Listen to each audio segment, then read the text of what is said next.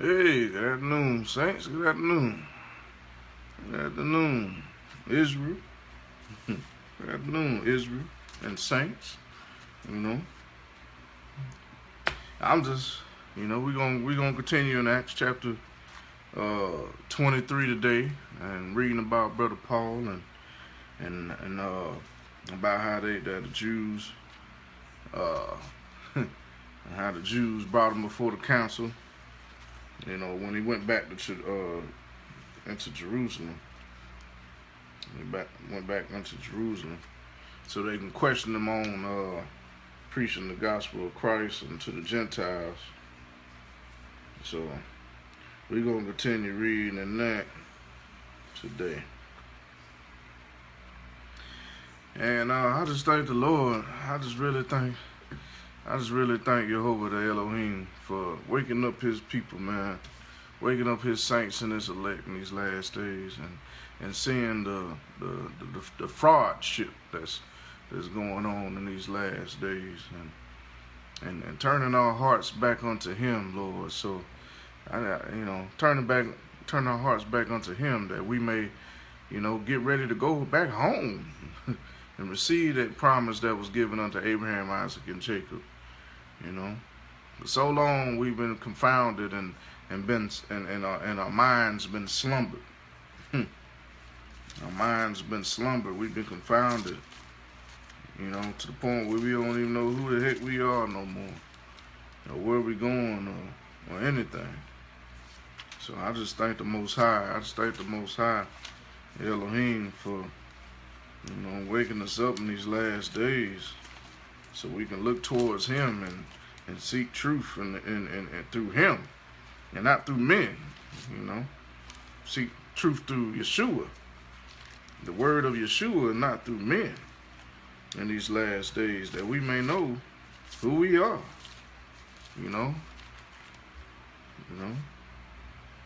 Because there ain't gonna be no peace. Like I said, there ain't gonna be peace in Israel and Jerusalem until his children come back home. That's written. Hey, until we come back home, there ain't gonna be no peace over there. So the world can ask for peace all they want. But there ain't gonna be no peace over there until his chosen people that he chose, that he came for originally, go back home. But in order for us to go back home, we got to be awake. We got to know who we are in Yeshua and Jesus Christ. Because we got to cleanse. We got to be cleansed. We can't go over there half-stepping like we're doing over here. Not keeping the Sabbath, not keeping the law, statutes, and commandments. The Lord ain't gonna let us go over there with all this foolishness. And I don't blame him. I wouldn't either. If I was the father of y'all, ain't no way I'll let you back home, let you come back home with all this foolishness. No.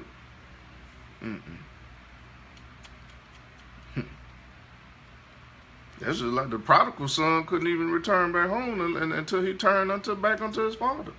That's what we got to do. We got to turn back to our Father, our Heavenly Father. And not the one running around here in white robes with red shoes. We got to turn to our Heavenly Father, that Elohim. That's the only way we're going to go back home. That's the only way we're going to go back home. We say, well, why we got to go? What you mean we got to go back home? We got to go back home. We got to go back home. Jeremiah chapter 4 says God calls Israel by his promise. He ain't got rid of his love for Israel, for the children of Israel, which is the children of Jacob, just because he grafted in Gentiles. I told y'all that the other day. Children of Israel that scattered all over the four corners of the earth, that sleep and slumber, don't know who they are. They got to wake up first.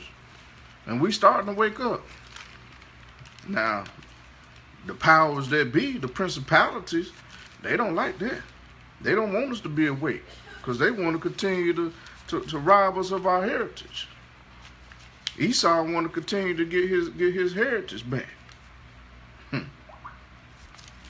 That's why he don't want us to be awake. But hey, we know we got to be awake at some point. And he said in the last days, we're going to start to wake up. We're going to start to wake up. Why? Because the Mashiach is on the way. The Mashiach is on the way. When the Mashiach get ready to come back home to gather his people, guess what? His people got to wake up. So if we waking up, we know that the Mashiach is on the way. Hallelujah. It's time to go home and get up out of this wretched Babylon. For real. How long? I mean, it's a shame that half of my people, they don't want to be awake. They want to stay here just like the children of Israel did in Israel. Run around, and they got tired of running around in the desert, so they wanted to go back to Israel. At least they fed us, Moses. Moses, we hungry. Moses, we thirsty. Let's go back to Egypt. Well, at least they fed us, clothed us. That's wrong with y'all. Y'all doing the same thing y'all did back then. Don't want to go nowhere. Don't want to go home. It says, Jeremiah chapter 4 says, if thou wilt return, O Israel, saith the Lord, return unto me. That means turn your heart back unto him. And if thou wilt put away thine abominations out of my sight, all that wickedness, all those graven images and made of gold, silver, and wood, put all that abominable offenses before the Most High, then thou shalt not be removed no more out of your land. And thou shalt swear, and the Lord liveth in truth and judgment, and in righteousness, and the nations shall bless themselves in him, and in him shall they glory. For thus says the Lord of the men of Judah and Jerusalem, break up your fallow ground, and sow not among thorns. Sow not among thorns. We among thorns. What we sowing over here for? Break up that hollow ground. Sow not among thorns. Circumcise yourself to the Lord, to Jehovah, and take away the foreskins of your heart, ye men of Judah and inhabitants of Jerusalem. Lest my fury come forth like fire and burn that none can quench it, because of the evil of your doings.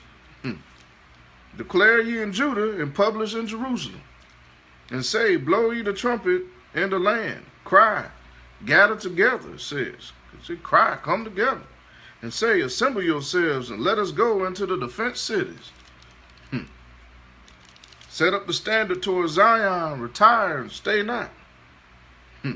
For I will bring evil from the north and great destruction. We got to go home. Says the lion has come up from his thicket, and the destroyer of the Gentiles is on his way. The Mashiach is on his way. I mean, we got to, he said, retire and stay not. We got to come up out of this land. The Lord going to bring us up out of here. We got to come up out of here. You got to be ready to go when he comes. That's the point. It says the lion, which is Yeshua, is come up from his thicket, and the destroyer of the Gentiles is on his way. He is going forth from his place to make the land desolate, and the cities shall be laid waste without inhabitant.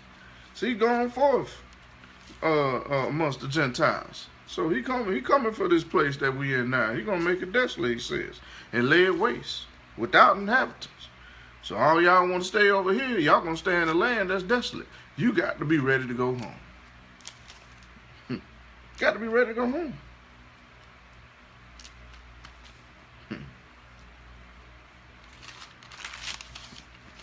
What's up, my people, man? They ain't ready to go nowhere. They ain't ready to go nowhere.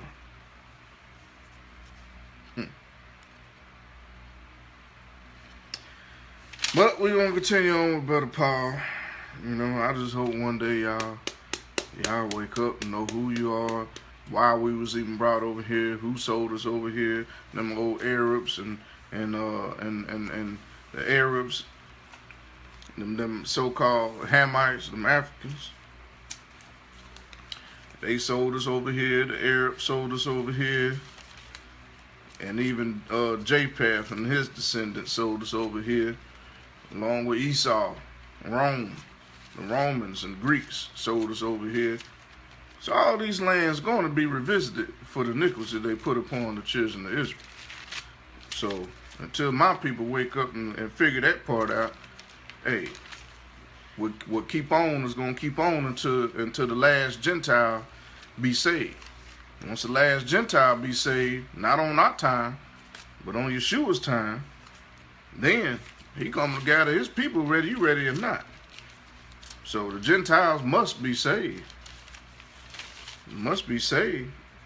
Those who accept the truth gospel, and not this doctrine of men and all this false teaching of all these false teachings of these so-called bishops and pastors and preachers being taught in synagogues from the same Romans that sold their black behind over here. Once they wake up and figure that part out and start telling the people the truth about themselves and letting people, the true Israelites, know who they are in Yeshua so they can wake up out their daggum slumber, then it'd be time to go home. Then all the Gentiles would have got saved already, and Yeshua on his way to come get his people.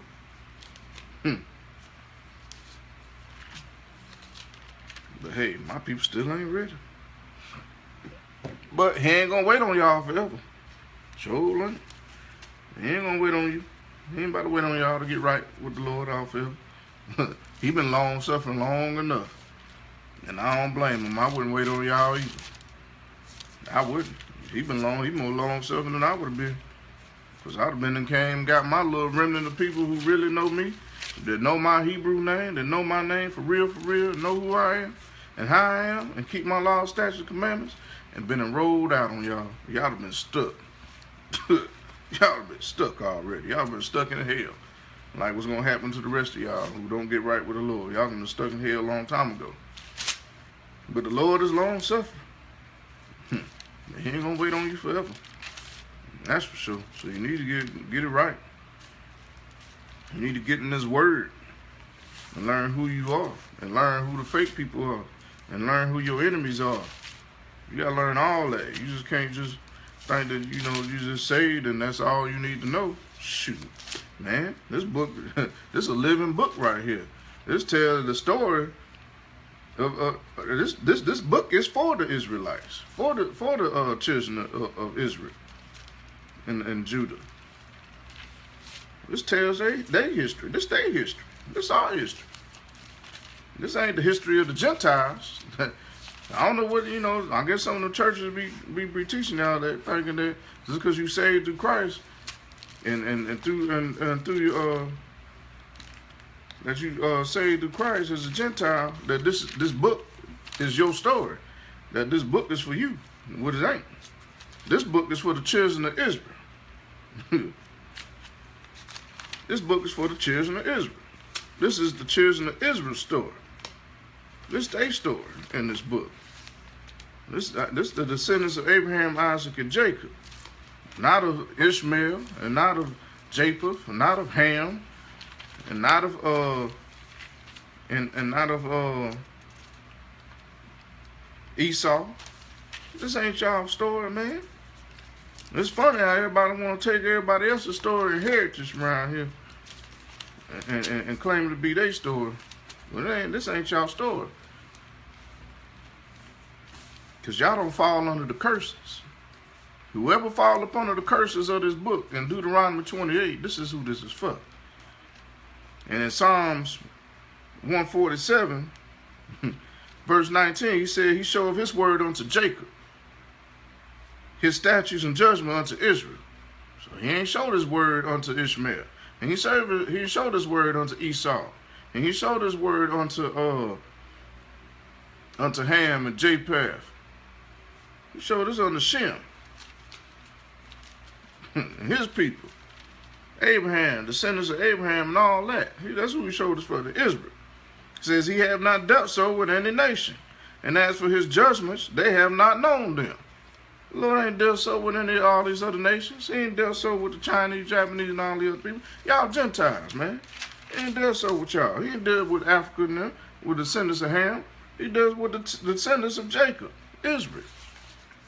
This is Israel's book. This ain't your book. Now, since you got this book, you need to recognize the truth in this book and recognize the history of this book and give respect unto the people who are going through the curses. Problem is, y'all don't want to respect the people that's going through the curses. And y'all know exactly who the people are who still going through these curses.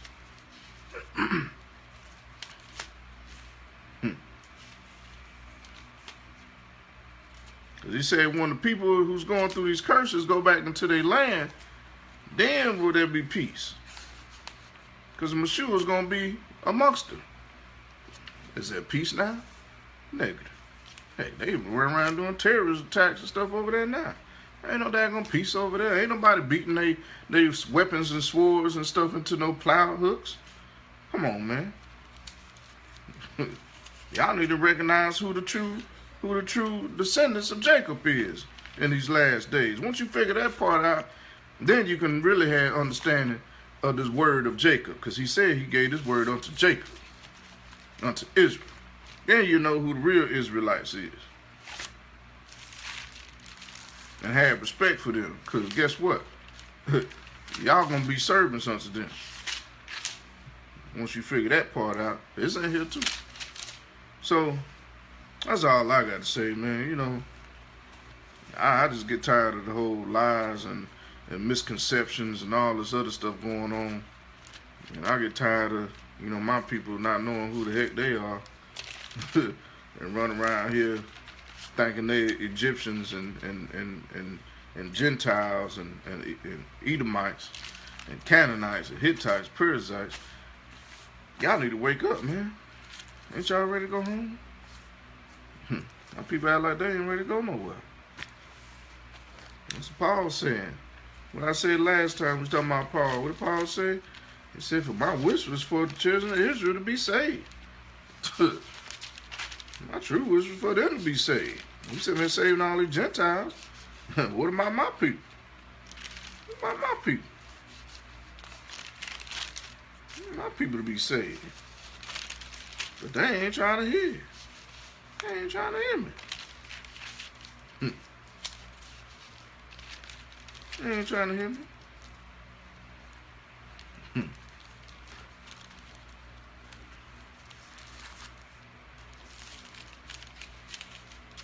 And he came because Jesus came to preach his word unto the Jews. He ain't really come for the Gentiles like that. He came for the Jews, so guess what? The Jews can go preach the gospel to the Gentiles. He came for the Jews so they can go preach the gospel to the Gentiles. Because the Jews, the ones supposed to be preaching the gospel to the world. Not the world preaching our gospel unto us. That's the difference. We supposed to be preaching it unto them. Like Paul and them was doing. Was Paul worried about them Jews in the synagogue? No, because them wasn't the Jews that was supposed to be over there. That's why he wasn't worried about them. Once y'all figure that part out, he came for the other Jews. The real Jews. That's who he came preaching and teaching to and wanting to be saved. Not the Jews that was in the synagogue.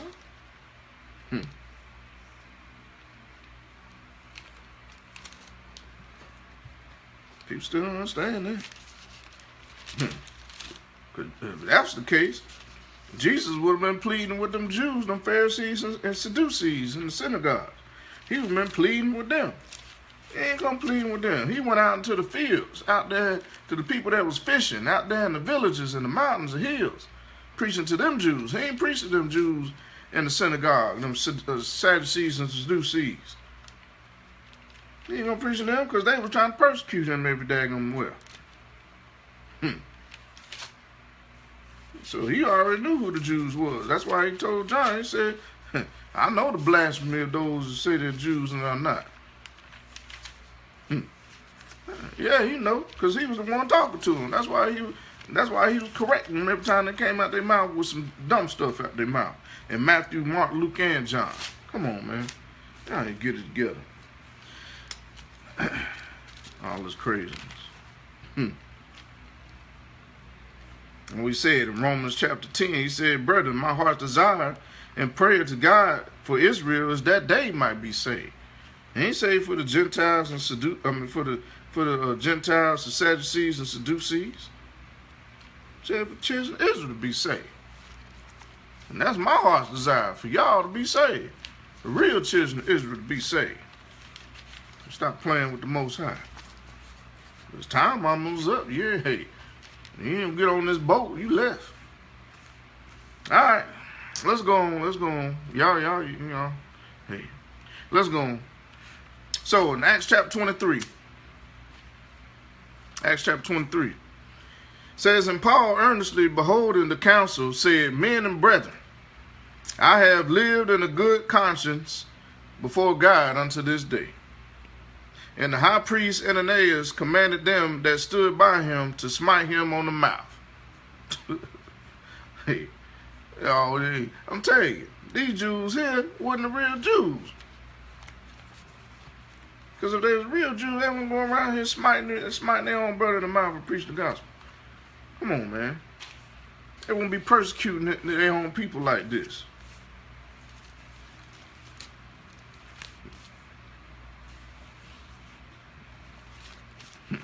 These are the strangers that are in our land.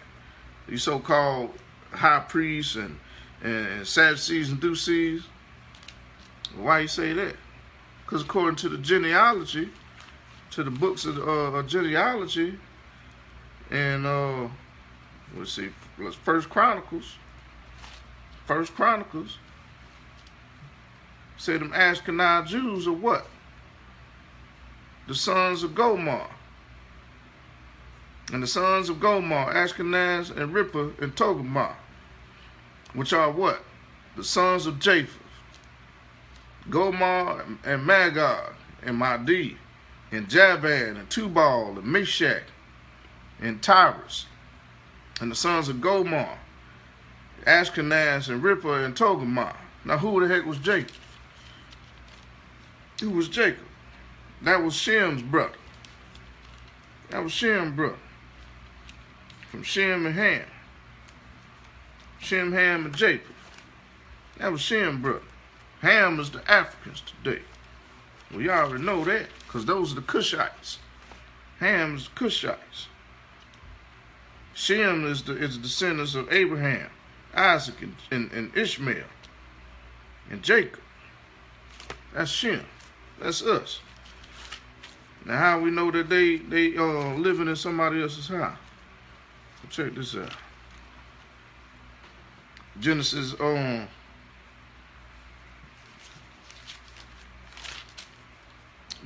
chapter 9, verse 27. Says, God shall enlarge Japheth, and he shall dwell in the tents of Shem. Dwell in the tents of Shem, that Japheth shall live in the city of Shem. And who living in the city right now?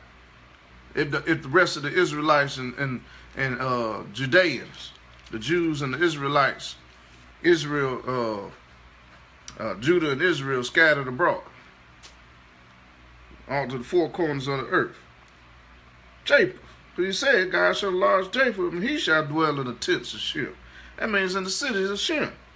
And Canaan shall be his servant. Canaan is from what? It's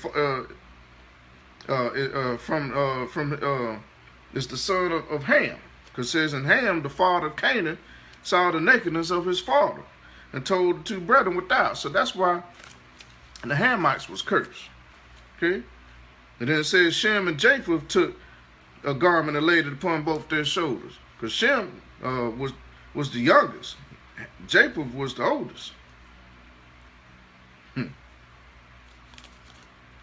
Japheth was the oldest. So that's who living over there now. That's who living over there now. The descendants of Japheth. Not Shem. Shem ain't in there. Shem ain't over there. Hey, man. Hey, I gotta get in this book, man. Because it says, and he cursed, and he said, cursed be Canaan, the servant of servants shall he be unto his brethren. So the servants of who? Shem and Japheth. That's why Japheth run around this with the Arabs, Ishmaelites, slave trading both Ham and Shem. Once Japheth went and sat in the tents of who? Shem. That's how they did the transatlantic slave trade. Japheth then took over the city with Esau, the Romans, and took the Hamites and the Shemites and sold them to the four corners of the earth. And what he said, Canaan was the descendants of Ham, saw the nakedness of his father, and told his two brethren would die. That's why Ham was going around selling their own people into slavery, and told their two brothers would die. Come on, man. Hey, y'all ain't getting this word. But anyway, let's carry on. So these Japheths, that's who he talking to. They want to smack him in the mouth. Look at him.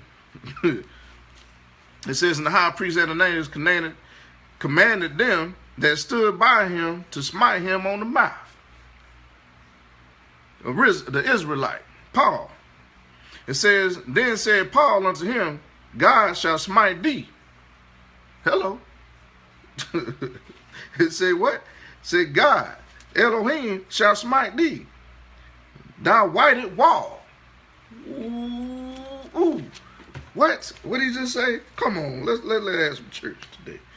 Let's get into his words. So now what I just told you make good sense for those who have ear to hear. They can hear and ain't still under total sleep and confusion and bewilderment. Brother Paul, the black man, Brother Paul, okay, talking to these Jews that brought him up in the council, the high priest Ananias, commanded them stood by him to smite him on the mouth. Okay? And these high priests was what? The so-called Jews in the city at the time. The Japheths. The Japheths in the city. Not the Shemites. Come on. It says, then Paul said unto him, God shall smite thee, thou whited wall. For sittest thou to judge me after the law. Now he could have said that old dark wall. He could have said that wall. But he said whited wall. What is a whited wall unless it's white? Come on, man. Brother Paul was black. They called him nigga or Niger, from the land of Niger. Okay? Come on, man. So here you got these whited wall Jews, Ananias, sitting here smacking Brother Paul in the mouth. And he said, God gonna smite you. Come on, man. Thou whited wall.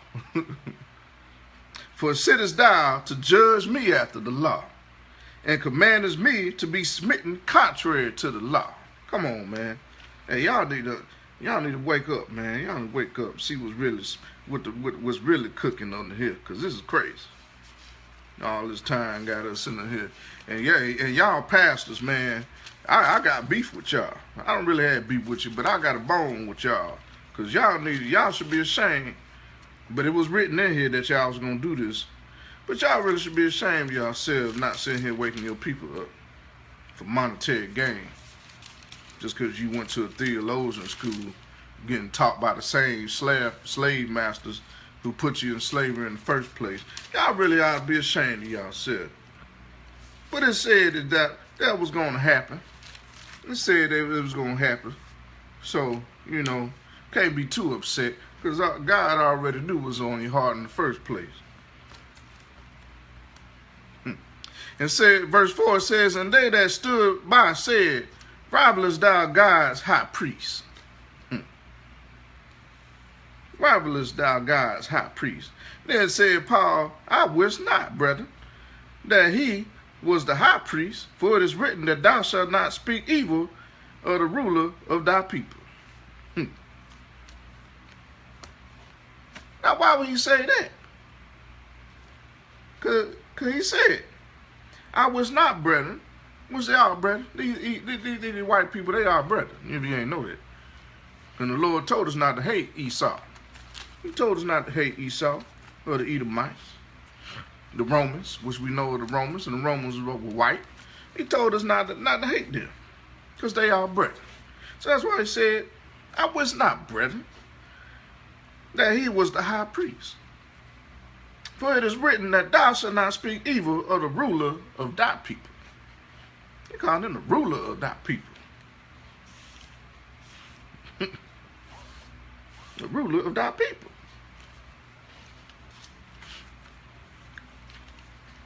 He said that they was his people, but the ruler of thy people. It says, but when Paul perceived that one part was Sadducees and the other part Pharisees, he cried out in the council,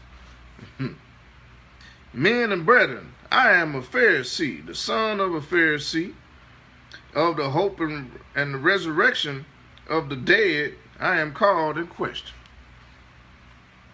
But when he had so said, there arose a dissension between the Pharisees and Sadducees, and the multitude was divided. They're saying, what do you mean he was a Pharisee?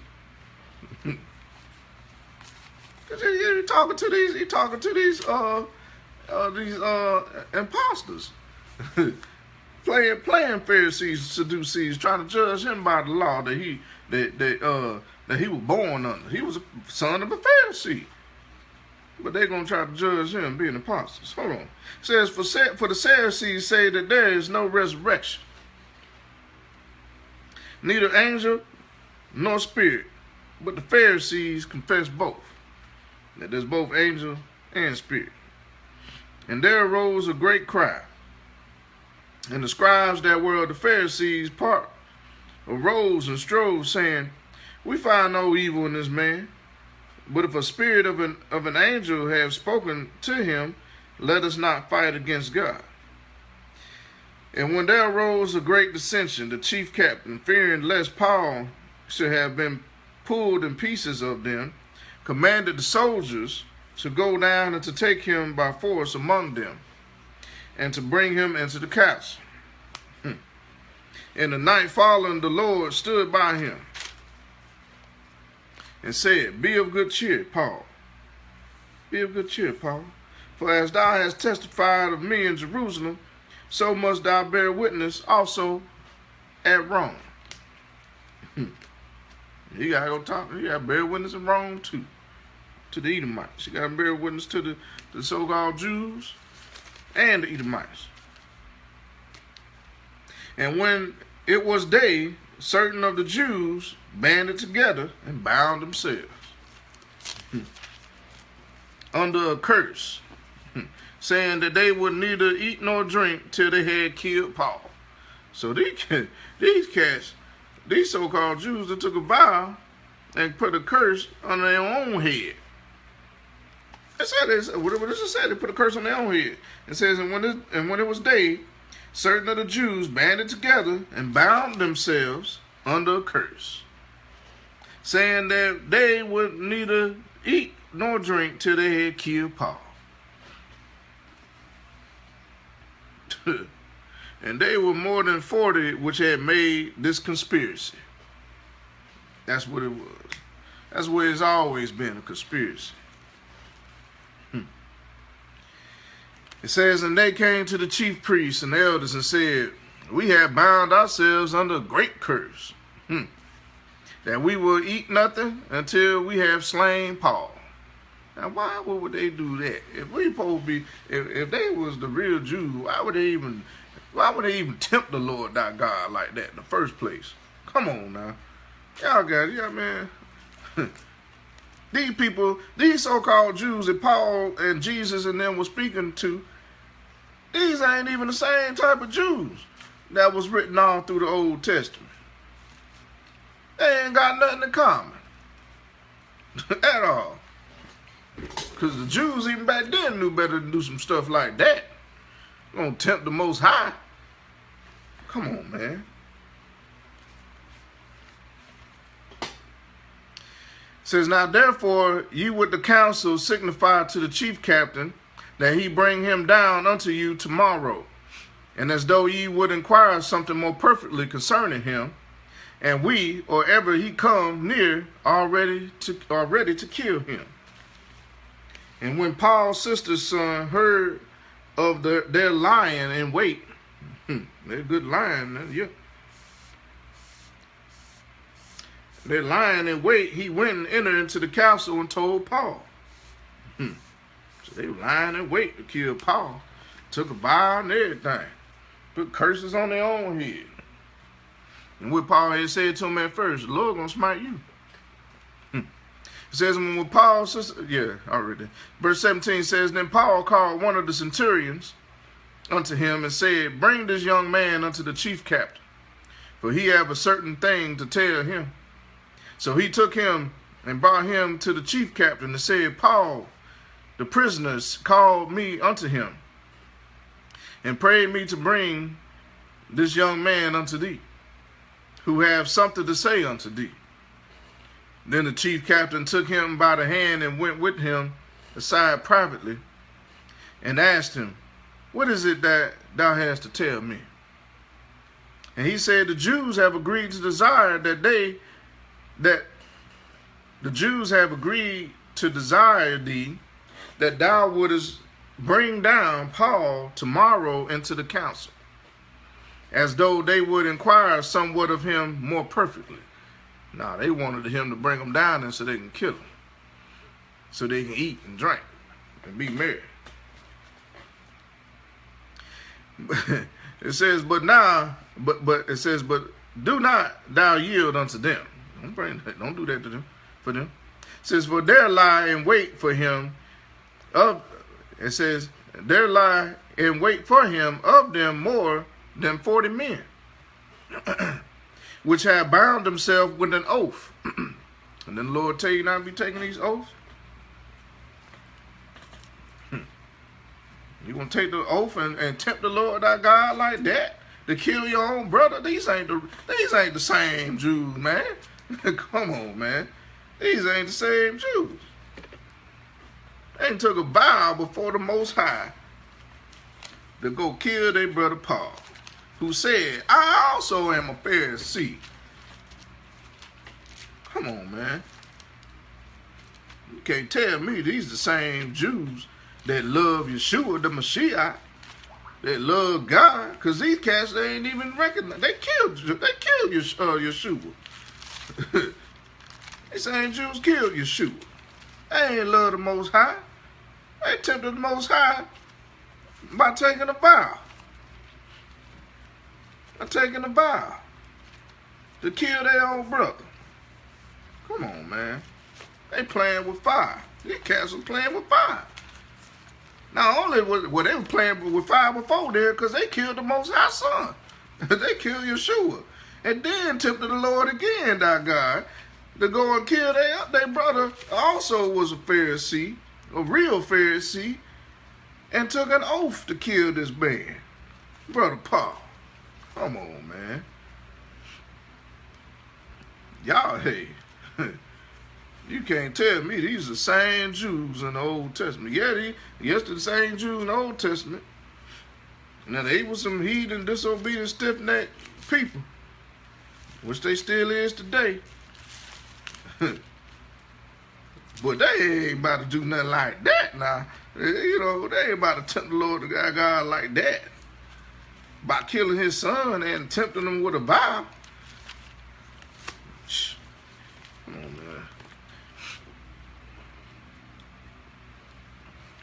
man. It says, verse 21, it says, and now it says that they will neither eat nor drink till they have killed him. And now they are ready. And now are they ready, looking for a promise from thee. Because they hungry, they thirsty, they ready to drink and be merry and eat and kill their brother like they killed Christ. Says, so the chief captain, verse 22, said the chief captain then let the young man depart and charged him, see thou tell no man that thou hast showed these things to me. In other words, they don't go tell nobody you showed this to me. It says, and he called unto him 2 centurions, saying, make ready 200 soldiers to go to Caesarea, and horsemen 70, and spearmen 200, at the third hour of the night. So he got him some Romans, some centurions. It says, and provide them beasts, that they may set Paul on, and bring him safe unto Felix the governor. And he wrote a letter after this manner: Claudius Lysias, unto the most excellent governor Felix sendeth greeting. This man was taken of the Jews, and should have been killed of them. Then came I with an army and rescued him, having understood that he was a Roman. Having understood that he was a Roman.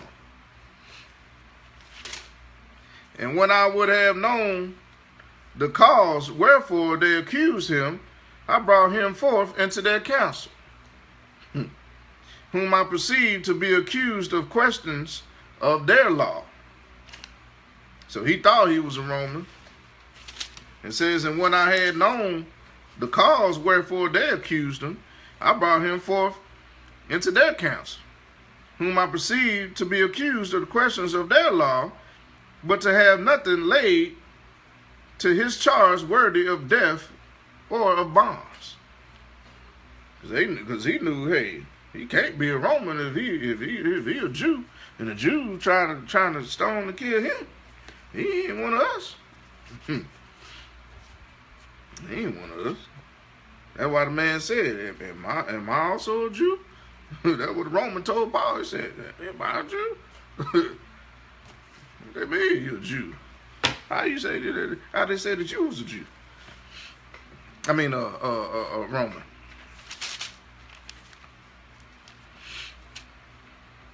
And this, verse 30 says, and when it was told me how that the Jews laid wait for the man, I sent straightway to thee, and gave commandment to his accusers also to say before thee what they had against him.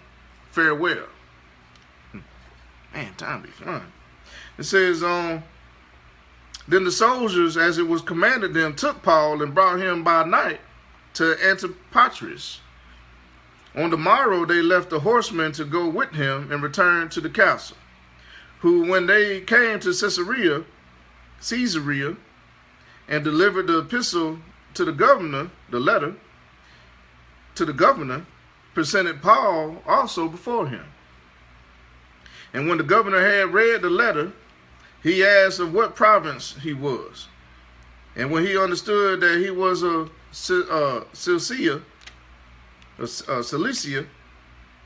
I will hear thee, said he, when thy accusers are also come.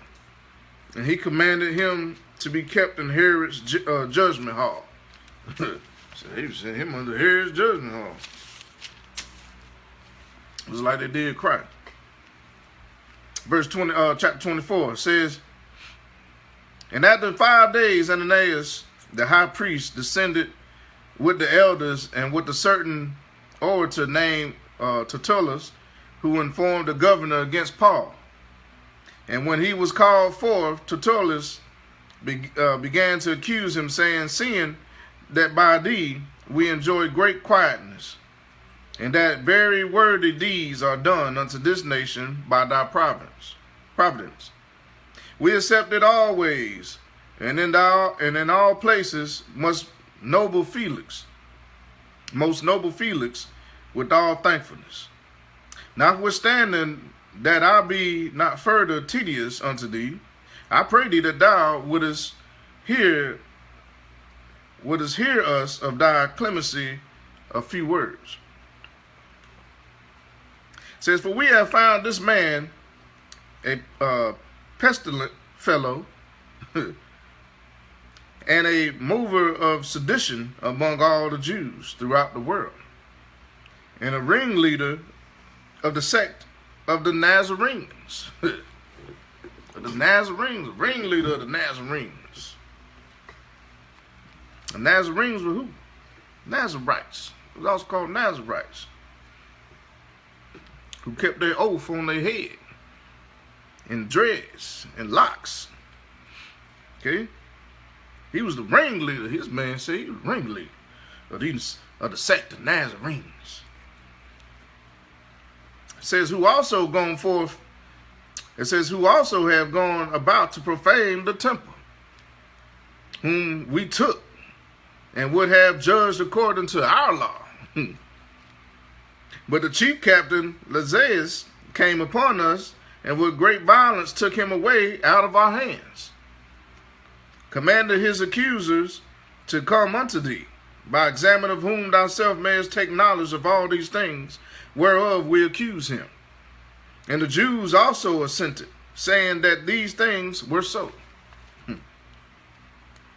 Then Paul, after that, it says, then Paul, after that the governor had beckoned unto him to speak, answered, forasmuch as I know that thou hast been of many years a judge unto this nation, I do the more cheerfully answer for myself.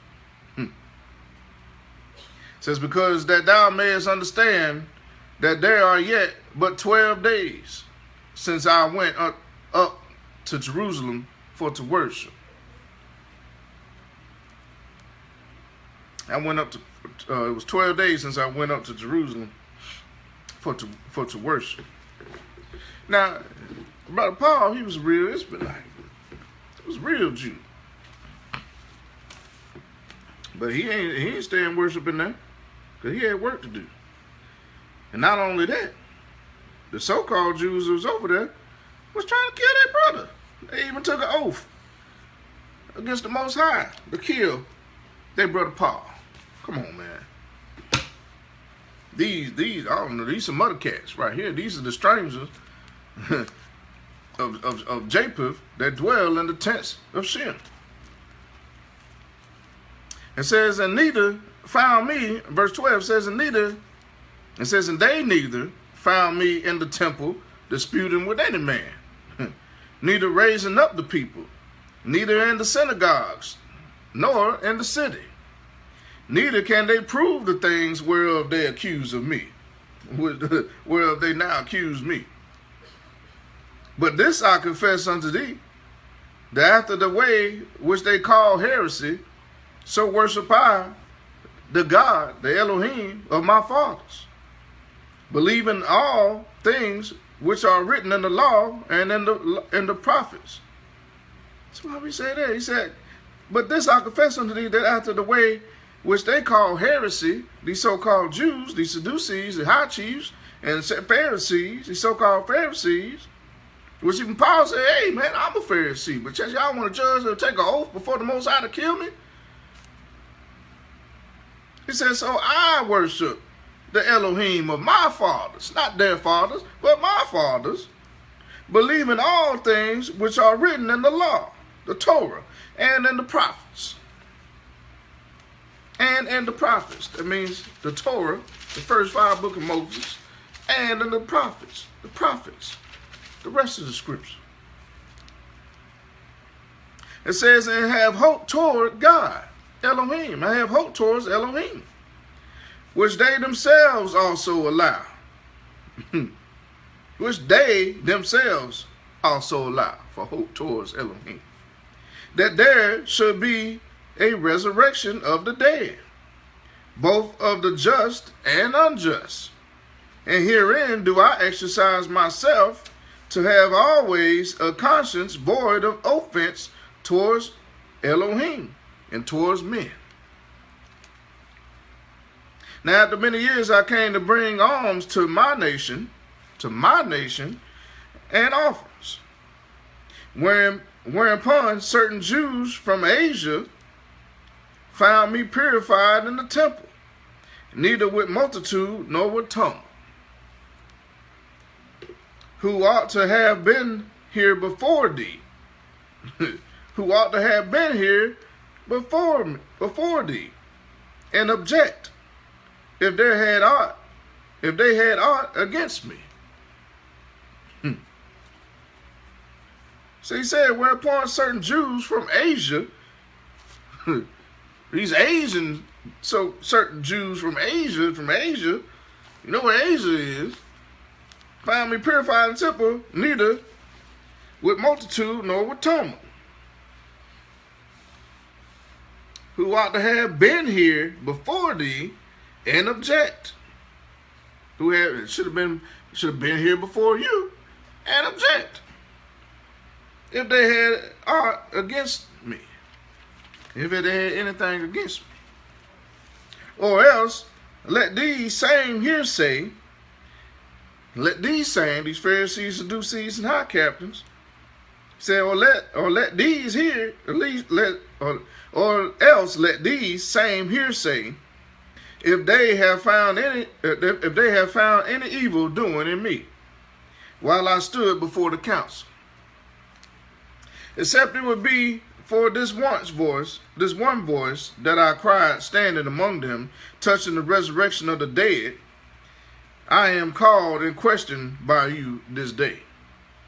And when Felix heard these things, having more perfect knowledge of that way, he deferred them and said, what Lysias, the chief captain, shall come down. It says, when Lysias, the chief captain, shall come down, I will know the uttermost of your matter.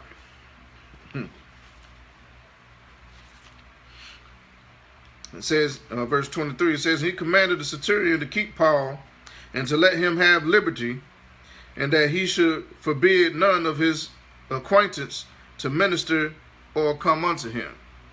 So he gave him liberty, but he's still under the rule, and he couldn't do what? He couldn't minister or have none of his acquaintances come up to him. So he couldn't have no visitors, or he couldn't minister to nobody.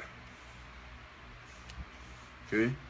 So they pretty much had him liberty in solitary confinement. Pretty much. You don't want to think of it like that. So they had him in solitary. He couldn't have no one coming up to him. And he couldn't preach the gospel to nobody for that time being. It says, and after certain days, when Felix came with his wife Drusilla, which was a Jewess, he sent for Paul and heard him concerning the faith in Christ. And as he reasoned of righteousness, temperance, and judgment to come, Felix trembled and answered, go thy way for this time. When I have convenient season, I will call for thee. He hoped also that money should have been given him of Paul, that he might lose him. Wherefore he sent for him the oftener and communed with him. But after 2 years, Porcius Festus came into Felix's room, and Felix, willing to show the Jews a pleasure, left Paul bound. Left Paul bound. So he was like his lawyer, like a lawyer, pretty much, a counselor, a lawyer. Okay. And he says, and as he reasoned with righteousness, temperance, and judgment to come, he said, when it's convenient, when I have a convenient season, I will call for thee. Ain't that something? So he left Paul where he at, waiting on the, what they call them, the defender, the people who they give you counsel when you ain't got no money to pay for a lawyer. That's why he said he hoped also that money should have been given him of Paul. So he hoped that Paul would have gave him some money. So since Paul ain't had no money to give him, hey, he wasn't worried about Paul. He said when it's convenient. He said, wherefore he sent for him the oftener and communed with him. So he sent for him often and communed with him. But after 2 years, so the man, he had Paul locked up for 2 years because he ain't had no money.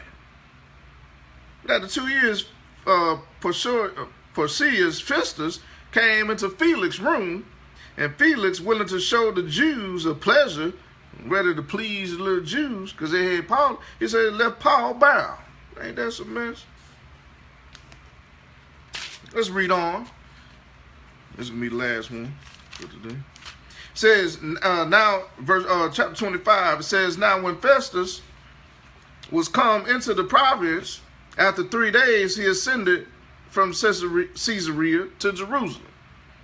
Then the high priest and the chief of the Jews informed him against Paul and besought him. So they just, man. Well, they shoot. They make sure Paul wasn't going nowhere. He had been in jail for 2 years in solitary confinement. He'd been in solitary for 2 years or more now. It says, and desired favor against him, that he would send for him to Jerusalem, laying wait in the way to kill him. So I wondered all this time why they had him locked up, since they took their oath before the Most High. Did they really go about eating and drinking? Or did they not eat or drink like they took the oath and said, we will not eat and drink until they kill Paul? Come on, man. These cats ain't us. These cats ain't none of us. These cats ain't none of us. Well, obviously, they must have had ate and drank for 2.5 years. Because he said when they came unto Felix, he willing to show the Jews a pleasure. Come on, man. So y'all put a curse on your own head. You put a curse on your own head to kill Paul. Not only to kill Paul, but Yeshua.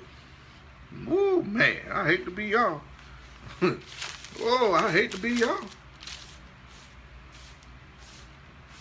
Says, but, man, it says, but Festus answered that Paul should be kept at Caesarea. I said Caesarea. Obviously, it's from Caesar, area.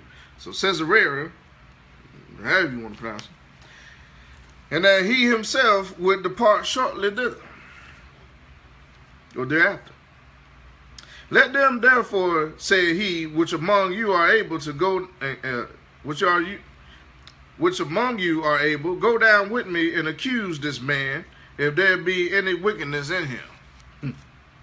And when they had tarried among them more than 10 days, he went down into Caesarea, and the next day, sitting on the judgment seat, commanded Paul to be brought. And when he was come, the Jews which came down from Jerusalem stood round about, and laid many and grievous complaints against Paul, which they could not prove. So they bearing false witness. Then the Lord tell you not to bear false witness. They breaking their own law. But since they say they got Moses and not Christ, they break their own law. So guess what? David did. He broke the law, and guess where he ended up? In hell. Y'all better get it right, man. Y'all better get it right. Y'all ain't here tripping, man. Y'all bear false witness. Get your own brother. And swore an oath before the Lord that you was going to kill Paul. And kill Yeshua for no reason.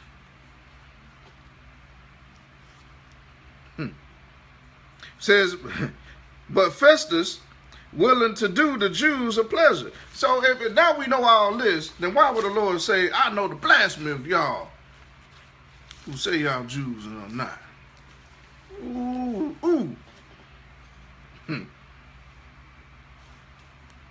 Says, but Festus willing to do the Jews a pleasure, meaning a favor, like they gave him a favor again before when they had him bound up, left him bound up for over 2 years. They did him another favor, it says, a pleasure. Answered Paul and said, wilt thou go up to Jerusalem and there be judged to these things before me? And then said Paul, I stand at Caesar's judgment seat, where I ought to be judged. To the Jews have I done no wrong, as thou very well knowest. So these cats was, man, ooh, they some dirty cats, man. They was plotting against Paul, man. It says, for if I be an offender or have committed anything worthy of death, I refuse not to die.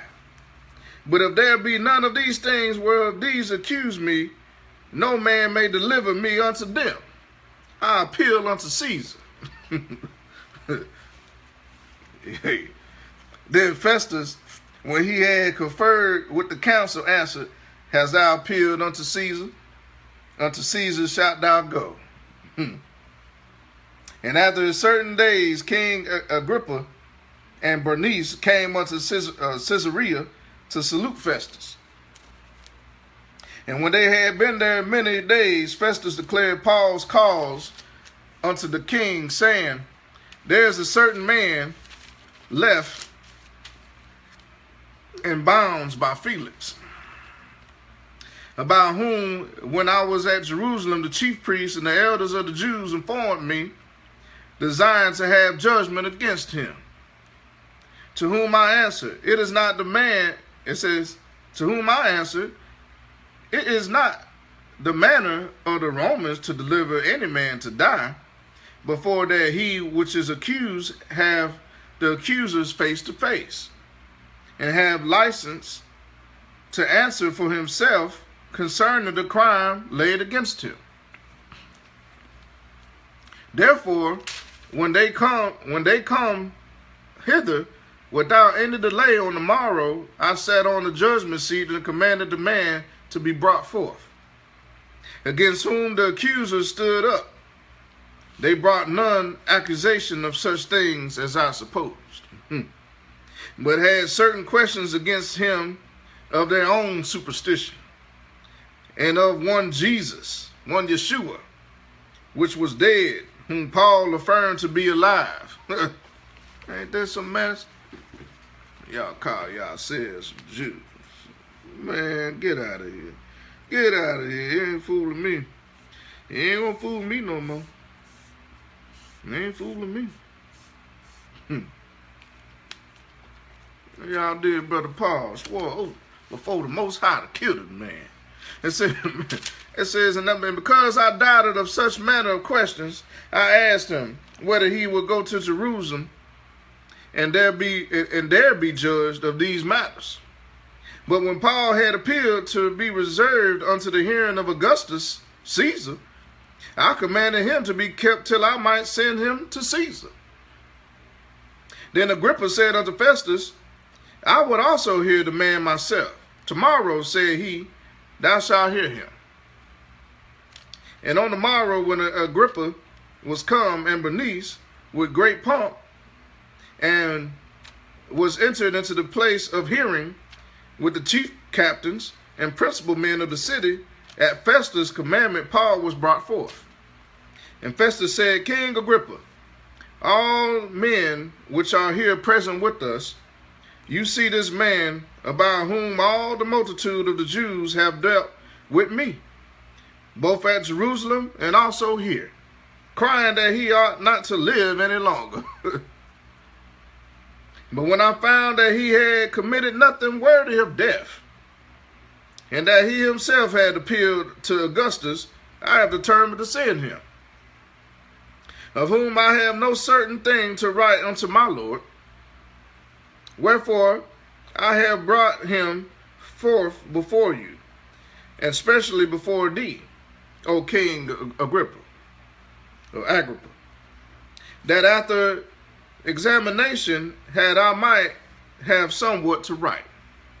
For it seemeth to me unreasonable to send a prisoner, and not withal to signify the crimes laid against him. Hey, man.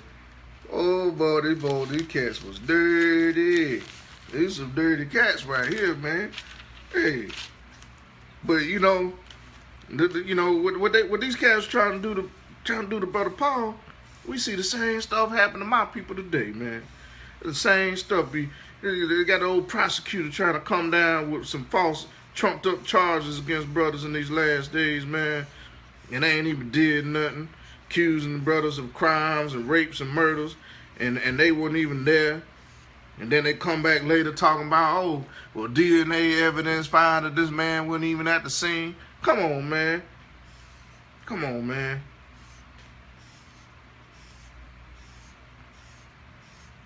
They did Paul like they did Jesus, and they did Jesus like they did us. I have yet to see a white man be beaten, hung up on a tree, and be dealt with like Brother Paul to this day, and like Jesus to this day. Come on, man. Y'all got me messed up. Y'all got me all the way messed up. It's messed up. Y'all so-called Jews. Y'all Jews that's over there. Look y'all did to Yeshua and Paul. And got the nerve to try to build a third temple and rub it even more in the Lord's face. Yeah, the Lord's judgment is upon you. Because you put a curse on your own head. You took an oath before the Most High. What the Lord told y'all about taking these oaths? The Lord told y'all about making these oaths before him. That you better keep them. Because he require your oath. He gonna require that upon your head. Shoot. Well, y'all something else. I gotta tell you. Y'all something else with this here. Ain't nothing we can do for you. Like I said, ain't nothing I can do for you. Cause my people, we still over here lost. My people can't save, my black people can't save nobody. We barely can save ourselves. We still under the curse. We can't do nothing for you. You put all this on your own head. Everything that you got coming and everything that's coming at you, y'all put on your own head. So, I pray y'all get right and accept the Lord Jesus Christ and that he have mercy on you. But, hey, y'all put all this on your own head. All this stuff that's going on in Jerusalem and Israel right now. And I'm not saying that to hate Israel and Jerusalem, but why hate my own body? Why hate my own heritage? I'm not hating my own heritage. But y'all strangers in my land, hey, y'all brought this upon yourself. Y'all put this upon your own head. So what happened is going to happen. Just like it happened to us because of our disobedience. So, hey, y'all tripping. And ain't nothing we can do for you except for us to wake up and go back to our home, that the Lord may bring peace to Jerusalem and Israel. It ain't coming by no deal. Peace ain't coming to Jerusalem by no deal. Peace is only coming to Jerusalem when the Most High's chosen people, the real Israelites, return back to their home. Under the rule of Yeshua. Under the King David. Forever. Hallelujah. Amen. So, hey, y'all need to get it together. But that's it for today. Tomorrow we continue on reading about Brother Paul, and then we're going to get in the book of Romans after that. Hey, man, they did Paul dirty, boy. But that, we see that today. Now they be doing brothers today. Got the prosecutor coming up with the old chumped up charges and ain't got no witnesses and witnesses lying on them and all this. Come on, man. They did Brother Paul shiesty, man. They did not only him but Yeshua. They did him shiesty too. These the same Jews that killed Yeshua. Made an oath, swore an oath before the Most High to kill Paul. Woo-wee. And he wasn't dead yet, so yeah, y'all put, hey, you put that on your own head. You on your own head. That means y'all should be starving. Well, they should have been starving this whole time, but obviously they've been done favors. They've been done favors. Because they said, because they took an oath saying they weren't going to eat or drink. So they'd have been starved to death for 2 years. They'd have been dead a long time ago. Who that man would have been survived 2 years without food to drink? To kill Paul, when they left Paul sitting up in there for 2 years. Come on, man. Hey, y'all should have been dead a long time ago. Pretty much. You put a curse on your own head. Ain't nobody did that to you. With yourself. Man. But y'all have a blessed day, man. Y'all get back in this word, man. I'm telling you. Ain't nothing like it. Ain't nothing else out there. Ain't no other truth out there except what's in the word of Yeshua, the Mashiach. Come on, man. Y'all have a blessed day. Shalom.